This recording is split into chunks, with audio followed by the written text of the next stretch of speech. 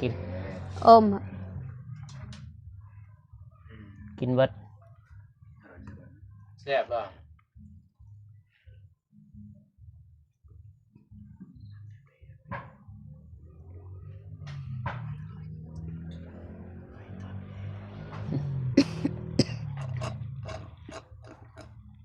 เอาอีกบ่เอาอีกบ่เอาอีกบ่เอายังให้พอแล้ว พอแล้วบ่อยากมื้อใดแล้วบ่หิวมื้อใดก็เอามากินเอาไว้อยู่เทิงหัวบนนอนก็ได้ดักเลยฮะตาบลอยมีอยู่อมมีเอลอมมีเป้กินได้ก็ให้มีปลาเจ้ากินได้ก็ให้กลางลาวไหมตาขอบใจไว้ก่อนไปขอบใจไปลองไปช่วยกูไปช่วยไปแชมมาที่กูขอบใจไปลูกหลานเดี๋ยวก็มาตัวก็ทำเป็นลูกหลานกูชมเชยขอบใจนะครับขอบใจกูขอบใจไปหลังรอมันขอบใจทีนึงกูขอบใจไปช่วยกูขอบใจทีนึงขอบใจขอบใจ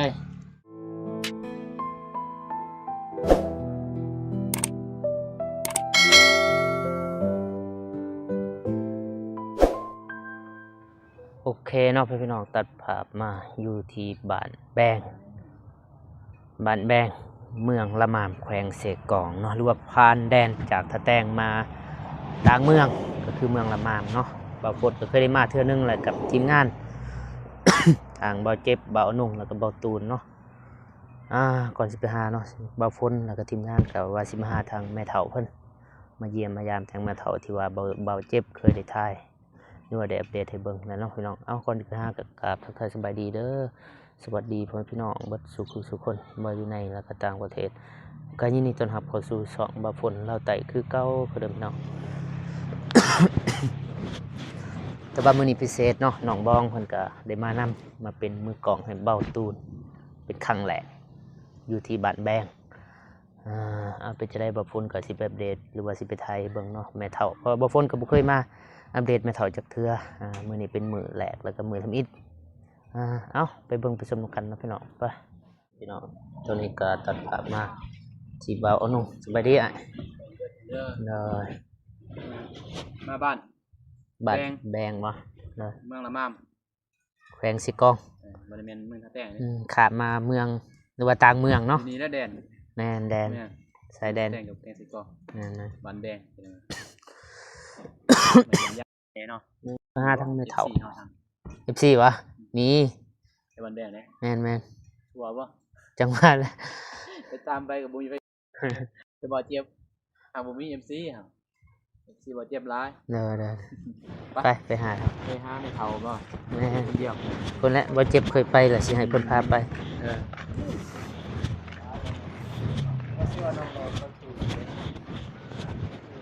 สบายดีเด้อสบายดีทุกคน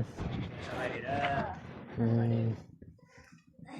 พอบ่ตูนก็ไปอัปเดตทางหนองบางยานี่หนองโดยไปส่งไปให้อันนั้นน้องที่เล่นบักคามหนองลอยเนาะเด้อแล้วน้องลอยเมื่อกี้นี่ไปให้แผ่นเพิดมีงบจากผู้ใหญ่เพิ่นก็ยังซื้อกับบ่หมดเรือแสนปลายละ146,000ก็เลยได้ให้แม่เพิ่นเลยให้เป็นเงินสดโดยให้เป็นเงินสดเลยเพื่อว่าแม่เพิ่นอยากซื้อเฮาบ่ฮู้เด้สมมุติเฮาซื้อมั่วซั่วปุ๊บมันบ่ถูกได้ตามที่น้องเพิ่นอยากได้อ๋อซื้อได้แล้วก็นั่นเนาะเฮ็ดอยู่บ่สั้นเฮ็ดสูงเฮ็ดเดี๋ยวจังนั้นก็ให้น้องเพิ่นซื้ออีกบางทีอยากกินนี่นะอย่างพิเศษเนาะมื้อนี้มันยังพิเศษบ่ไหนมือกองบ่ตูนไม่ได้จ้างได้มือกองไม่ได้จ้างบ่แม่นมันมีเงินเดือนอัปเดตแล้วเรียบร้อยติด้วยเรียบร้อยแล้วหาเงินซอยกันปัจจุบันนี้เฮือนเด้อยากเฮ็ดเฮือนให้มันแล้วดี อ่านั่นแหละเงิน8 ล้านเรื่องเงิน8 ล้านมาบ่ตื่น ยัง8 ล้านมื้ออื่นนี่แหละสิเฮ็ดให้มันแล้วเลย8 ล้านนี่ความหมายคือสิซื้อให้มันแล้วก่อนปีใหม่นะจังน้อยก็ทีมงานเฮาก็ขึ้นสวรรค์เด้ จะได้เงินเบิดก่อน จังน้อยบ่มีเงินตัวเองแล้วไปเอาเงิน8 ล้านไปซื้ออันนั้นอันนี้เบิดซ้ำจดไว้เด้ เฮ้ยแต่ก็ได้จดไว้เรียบร้อย นี่ปินบัตรเด้ อืม โอเคแล้วก็สิให้บ่เจ็บพาไปหาแม่เฒ่าอยู่ไสเพื่อน การทำการอะไรบ้า นั่นแหละให้เพิ่นพาไปเพอเพิ่นไปทายนะ เพิ่งบอก ทีมงานเฮาก็บ่เคยไปบ่ฮู้ ป้าอยู่ร่วมมันแล้วคุณเอา กันบ่กิน ไอ้สิกินเองไปก่อนเลยเด้อสินำลังเลย ไปบ่เจ็บนี่บ่เหือนแล้วบ่เจ็บบ่เจ็บก็โทรหาอยู่เบาฝนแต่ว่าเบาฝนบ่ได้มานํเนาะค่าเวียกบ่ต้น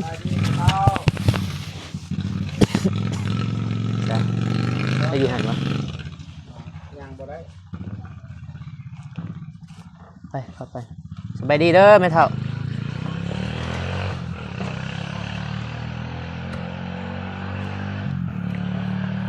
ให้เข้าไปนำแล้วป่ะ ฮะ เข้าไปอะไรวะ ไปรถก่อนเข้าไปลงมา ดี พนนไม่มีอะไรป่ะบ่เจ็บจ้ะ สบายดีเด้อแม่เฒ่าเขาบอกปิดมาสบายดีเด้อเอื้อเด้อ สบายดี เบิดแล้วบ่ต่ออีหนูย่างไง อีหยังบ่ ข้าว เจ็บ ต้มขนมเบิดแล้วบ่ Ông từng ngày nào tôi chơi vô tầm hả? Chào lại gạo chuyện. Con cá trên nào của chào lại cái บ่กินเบิดบ่ Khăn ôm bớt là bà ขนมมียังในเขาซื้อมาว่า Cái châu ไข่ Khay ba cà bông ปลากระป๋องอย่างเบิดเลย cái châu Nhăn năm lan lâu อ๋อ เอาไว้บ่ Men คิดว่ากินเบิดเดี๋ยวเสือ thì nem กำลังมาให้เมื่อวาน nem có nông của cha thì cà bông ba e pi สิให้เขาเลยว่าหรือว่าให้เขาอันนั้น Hay khâu hết kín อ๋อเฮ็ดกินให้แล้วก็กินน้ำกัน Men บ่โดนเนาะซั่น อืม lời về rồi chị แม่เฒ่าอายุจักปีแล้วบ่ฮู้บ่เอื้อ về của trăm pi Vâng. và ประมา ป ณ ระมาณได้อยู่ประมาณ 80 80ปลายนี่แหละ 80ปลายประมาณ có ship á เดี๋ยวอีกอะ ngay tìm hay nè bây giờ có nhiều câu ngoài tìm cái กินข้าวแล้วบ่แม่เฒ่า แล้วว่าได้เลยประมาณ100 100 บ่ได้ ลอยบ่ loi 70 ถ้ามึงเรา ชื่อบ่เกิดปีใดบ่แม่เฒ่า ถ้ามึงเรา ไม่ชื่อปีเราไม่เกิด ข้ามโลกครั้งที่ phi của chom còn là rau nít สงคราม hay cho mấy hay với trăm phi trăm bên cái chết như tao 70 ปีนี่นะ ประมาณ70กับ80 กลัว70ปู่ก็ยัง70ปลายเลย ตอนเราปู่ยังอยู่บ่ ยังลูกชายแล้วลูกกก ฮะลูกกอกเราจักปี ประมาณ70ปลายนี่แหละ สั้นในแม่เป็นประมาณ90 chết rầy nhau เดี๋ยวไว้เด้อ แม่นสมัยตะกี้เนาะ ไว้ที่เอาไว้ที่เอาไว้บ่เจ้าสิ70เก้า ลูก70ล่ะ แม่ก็70 80 85อ่ะ ปู่เราก็เฒ่า 90เป็นแล้วแม่เฒ่าเนี่ย ประมาณอยู่80ปลายหรือว่า90ประมาณนั้น สำนั้นแหละ เคยไปบ้านทงโกงบ่ pet thì nhưng mà cua ไอ้ nó เท่า เคยไหม่ล่ะได้ทงโกง บ้านทุกกงทุกยาวเคยไปบ่ cả ba cô lọt của ทงวายแว่ทงวาย thằng vai thằng cung cả ba cô lọt của châu เอาไปกอกเอาไปรอไม่ชอบมั้ย bị cọc bạc bé đó bữa của chom chị của nó bị cọc bạc bé đó chị đây ไง nghe ได้ tìm กอก เอาไปเฮง anh ai lọt thì tìm bé hình bé rơi thìกูจะเองก็ยังแก่ ชอบไปเฮงไปเซสไม่ก็เริ่มเวลาแล้วมาไม่ ปานอน ไปนอน บ้านปานอน บ้านนอน แม่น เธอได้ปะนอน เจ้ามาเฮงเวลาเฮง แถวบ้านนาเบิล ถ้าไปกูจำเรื่องไอ้ดินเนี่ยกูเด็กดิน แล้วว่าฮู้แต่ได้ยินแต่เขาเว้าแต่บ่เคยได้ไป มาเคย อันในลังดองมาให้เป็นดอก สั้นตันนะ แมนสันกะแมนตันกะแมน กล่อไปจิ้ว ไปเจ้า เจ้า ไปจิ้ว เป็นกาว ภาษาดอนซาเนี่ยลาย ตันหนายามมันหนา ลายคำแต่มันถึกกับภาษาเพิ่น เราเป็นบนจ้าเรือไป กินข้าวแล้วบ่มื้อเช้านี่กินได้หยังกิน เจนนานี่อะไรบางเจนนี่ก็ปังปลา ปองปลา นานยังปองป้า ปองปลาที่นี่ลูกนี่ซื้อบ่ซื้อมาให้ อันไม่ชอบโนไม่ชอบโนไปก้อนโน กะก็จ อะดอวิดังอเมใจหนู ำกูก็จำแต่นักเจนมา เจ็บ ปั ปาง ปลา จะนอกเหรอเจ็บ จางไง นกเจ็บเคยไม่เซ็งนกเจ็บ เว้าภาษาดอนซาเนี่ยมันคล้ายคือแหละภาษา เล่ไปก็อินช่วยมันช่วยจ้า จอมนกเจ็บไงนกเจ็บไปโนได้ไม่เป็น ดาสระดังอะไม่ตึงไงให้ไม่เจอมไม่ ผู้ ชื่อ เอาเครื่องเอาของกินมาให้แม่เฒ่าเด้จื้อบ่หวาน ดา นี่ สระสวยไม่ตึงไงให้ หวานนี่บ่หรือมื้อนี่บ่ ว่านี่ แต่ว่าลงมาเศร้านี่ ง่ายนอก นั่นวะ เจ็บ ไง เจ็บ เจ็บ เก็บ เจ็บจอเจ็บ จอยเก็บ เจ็บไปก่อนนั่นเลย อภิดังช้า ไปทุ่งเหย้า เราในคนแบบ อภิดังยาว ในคนนี้ พอถามแม่ซะ เก็บ แม่ยังอยู่ บ่เคยไปนะพอเฮาบ่เคยมาทางนี้ เธอเคยไปลิ้นช่วงวัยรุ่นนี่ยัง เราบ่ เฮา ฮู้เรา อายุบ้านนี่เนาะ ของเราบ่มีพี่น้องทางพุ่นมีแต่เอื้อยและหลายกลัวพี่น้องทางพุ่น ไอ้พี่น้องจ้ะ พวกเอื้อยก็เว้าหลายวันนี่พวกกันเด็ดกันเดียนแหละ กันเด็ดบ่ กันเด็ด กันเดียวอยู่บ้านทรงยาว แม่ อ๋อพี่น้องเราบ่ พี่น้องเอื้อย พี่น้องเอ๋ยบ่ ครับพี่น้องเฮาซั่น ปะตุ้ยผู้หญิงปะตุ้ยผู้ชายก็พี่น้อง นี่ ของเอื้อย โอ้บ่เตยผู้หญิงผู้ชายอยู่กง นี่ บ่เตย อยู่ให้ดำ แม่น แม่นนะทุกคน พี่น้องหมดละทางนั้น แม่นบ่ คำพ่อคุณเจ้าเคยไปแต่ว่า บ่ไปแต่เฮือนอีหยังล่ะเฮือนกันเดียเทื่อหนึงเฮือนกันเด็ดเทื่อหนึง เฮาเคยทำว่าคุณในช่วงนั้นเห็นอยู่ เป่งไม่ชอบเป่งไง เป็ง อ่า เป็งอยากอาแต่อันนะ อ่า จอมพี่น้องคือ ประมาณนี้ มันยังจะครูทำเสื้อผ้าหน้าแพรแม่มันก็มี มี บ่ หรือว่า ส่งเสื้อได้มีแล้วบ่แม่เฒ่า พอได้เปลี่ยนนี่บ่ เวรอไหม รอไม่ได้เว อ้าว ถ้ามีกูได้นี่มันกูได้ มีแต่เท่านี้ มีแต่เท่านี้บ่แม่เฒ่าอยากกินอีหยังแบบที่สุด แบบเราอยากกินอีหยัง เราไม่อยู่จ่าลื่นไม่อยู่จ่าเรา ตอนนี้ เจ้ามาเรา พี่น้องเข่งๆนี่แหละ น้องก็อยู่ทงวายพุ่นน่ะ ให้น้องไปอยู่ทางว่า เอื้อย ใคร กันดอยตะกี้เราก็อยู่ทงวาย เจ้าน้องกันด้อยบ่ แม่น หน้าคือกัน ใครกันเลย กันด้อยบ่ได้อยู่ทงวายเลย แล้วย่า แม่น เลย เราย้ายแต่ดนล่ะเราลงมาอยู่นองกัน แม่นเฉพาะว่าหน้าจักคือไผพอดีเราเว้าก็คิดได้เด้ ใครกันเลย กันดอยเมียเวียวหั่น เมียเวียวหั่นเด้เราอยู่สตืบหั่น พอแสวงหั่น ฮะ พอแสวงเอาสวินนั่นเด้ สมพ่อเจ้าเคยไปบ่บ้านนั่นน่ะเคยไปบ่ เคย จะเคยเห็นก่อนบ่ อยู่ห้วยดำบ่เคยไป บ่เฮาเคยลงไป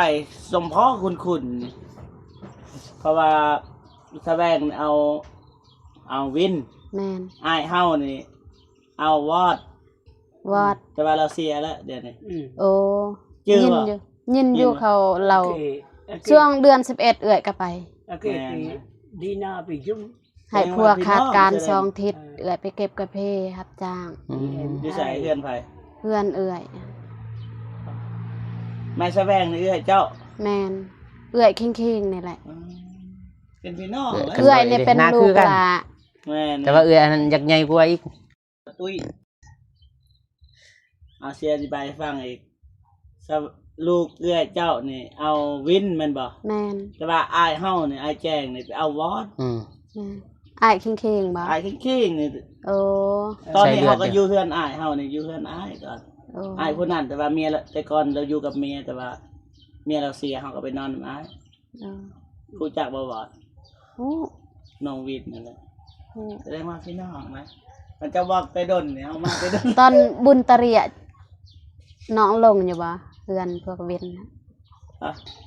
ดึงวิน แม่น เขาชวนไปคอยบลก เฉพาะว่าคุณหนักจักคือไพ่นี่สิ แม่ ถ่วงอยู่ครับแท้ๆน้องสาวของเอื้อกันโดย อืม เรายังเคยดูไพ่ชวนเคยเห็น เดี๋ยวสิไปเอานมเนาะนม จำเขาเลย เราไปเอานมเลยพอได้เห็นจ้ะ เปดาละเต็มไปได้กะจอมกะเวยาคันเวยาคันเวบ้านจอมไงไปเยอะไงเอิง เป็นนมบ่ส่งเสือเด้ บะกะเว มีบ่ส่งเสื้อพอดีแล้ว สิทายบ่อน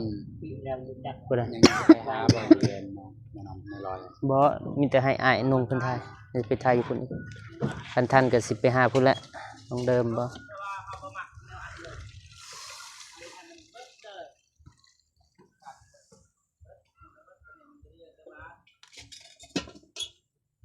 เสื้อผู้ใดนี่บ่ตูนเสื้อของบ่ตูน ใหญ่ อ่า เอาตูนน้องบังอะไร มื้อนี้ทางทีมงานเฮาก็มาเป็นทีมซะมาเป็นทีมงาน ด้วยเอาไปเบิ่งสิจับให้ก็ได้ แต่ จับกล่อง สักเดิงอะเปกงตา จับ กูเอิงกะยารงะลับสวย ไอ้นงนงยาละจังหวะจังหวะ ติกะญะโนเตยงสวย เครื่องของ กู บ่ กะ ตูน ยา บ่นี่ กูโทกะยา ของผู้ใหญ่ ในเสียใจ แล้วก็นมเบานงนี่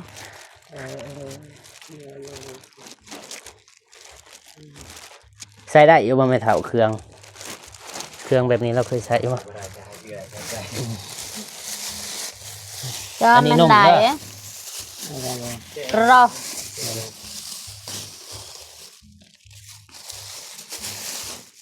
จอมไม่ได้หนูจอม กินได้บ่แม่เฒ่านี่ เราบ่ บ่ เค ไม่ ย เท่า ใส่ตะเครื่องนั่นนี่ แม่เฒ่าเราบ่ได้ยินว่า เคยมึงอมเนาะ กินบ่ เวมันอมเวนม นี่สิกินบ่สิกินสิ แกะ แกะให้กิน แกะให้กิน เบิ่งเอาส่งเสือก่อนอีหยังตัวนี้ เชื้อ เสือขอโทษ จะลา ตัวใดเอื้อยากเอาไป เราบ่ ใส่ เคยนุ่งเครื่องแบบนี้ อืมตัวนี้ก็น่าจะบ่ได้แล้วตัวนี้ มันบ่มีนะเสื้อผู้เฒ่าได้ตัวนี้ได้ตัวนี้ได้พอได้นุ่งแบบว่ายามฮ้อนนี่เด้ หรือว่าสิ ได้ โน ตัวนี้ มี เอาไปนุ่งเด้อแม่เฒ่าเด้อ ใส่ยมโต๊ะ ยามร้อนแน่นี่บ่แล้วอันนี้ยามหนาวเนาะบ่ได้ร้อนกลับมาเปลี่ยนมาใส่ ฮ้อนได้บาทนี่เด้ แต่ว่าร้อน มีจังไม่ยังฮ้อน นี่อีกตัวนี้ก็ใส่ได้ ได้ สบายได้มันนุ่มอันนี้แพรนุ่มอยู่ งาม อ้าวอันนี้นมเด้อเอาไว้กินหิวมื้อใดก็กินนมเล็กแต่ซอย เป็นไงบัลอ้อยมีอยู่อมไม่อมไม่ดากไอโด เมื่อใดแม่เฒ่าอยากก็กินหรือว่าหิวข้าวหั่นนะบ่มีข้าวกิน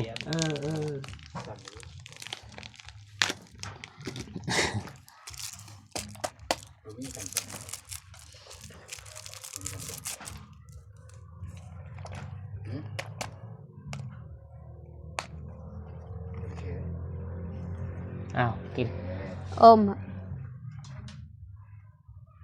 กินเบิด แซ่บบ่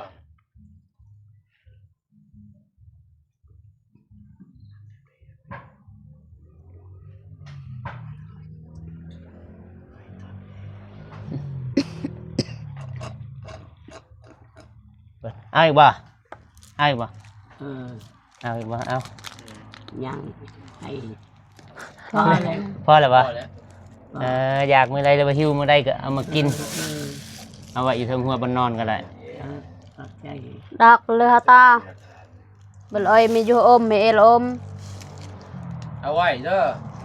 ไว้ให้กินเด้อไปเด้อเมื่อวานก็ให้ลูกให้หลานกันบ่ บ่ต้องไปให้ผู้อื่นกิน ไม่ดังง่ายเอ้า เอ เอ อ อขอบใจ ดอกโอมมาไหม พวกลูกพวกหลานนี่ตั้งใจมาให้แม่เฒ่า เออ ลูกหลานเพิ่นหาได้เด้เจ้าห้าบ่ นี่ เล่น ๆ เด้ ขอบใจ เด้อส่งเสื้อเอาไว้นุ่งเมื่อได้ฮ้อนก็เปลี่ยนมาใส่ตัวนี้ เออ บ่ได้กันหนาวเด้อนี่ อืม ตัวนี้เนาะ ยามฮ้อนก็ใส่ ซอย รู้สึกฮ้อนคือกันเลย อ่อนนะ เองใส่เสื้อแขนสั้นนี่ เออขอบใจ โดยขอบใจแม่เฒ่า ขอบใจพี่ดังพี่ช่วยพี่ก็อีแล้วกู อืม กูให้ชำเชย โดย ขอบใจพี่จะถูกทานอายุยืน เลย พี่ดังพี่ช่วยกูเออขอบใจ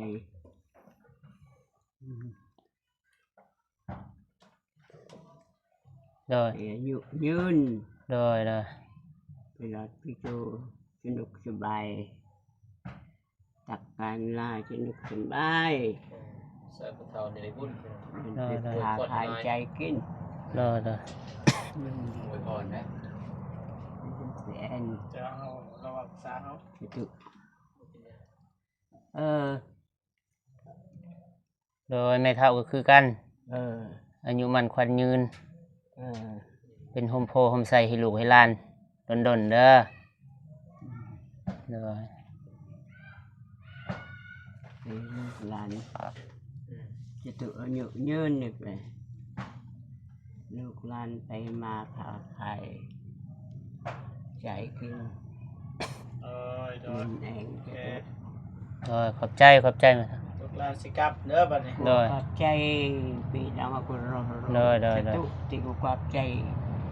ไปช่วยกูไปกับอีแล้วกูขอบใจขอบใจไป กาแฟบ่ กูชมเชยไป ใจกาแฟ เออบ างทีมันบ่สำคัญแต่ว่าคนที่บ่มีดีสำคัญ เอาไหนๆเว้าเอาไหน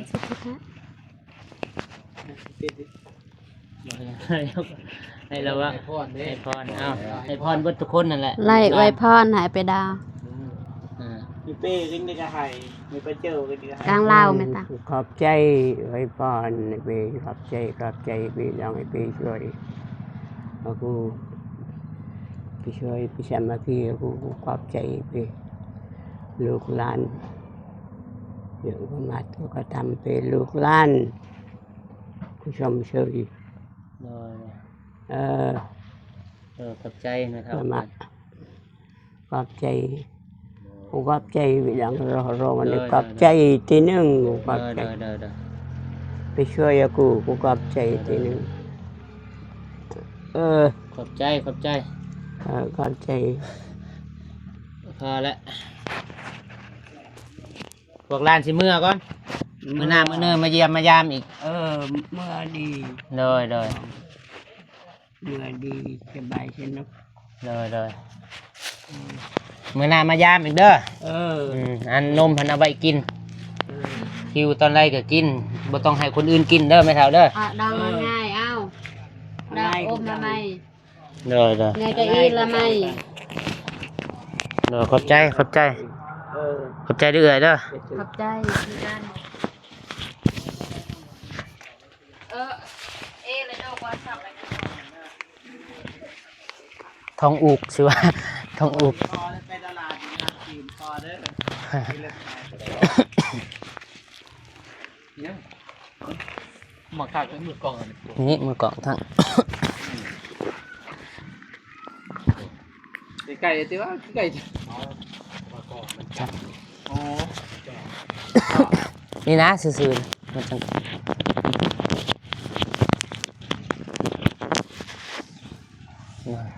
เอาโอเคเนาะพี่น้องทางเบาฝนแล้วก็ทีมงานก็ได้มาหาทางแม่เฒ่าเพิ่นแล้วก็ได้มอบนุ่มแล้วก็เสื้อผ้า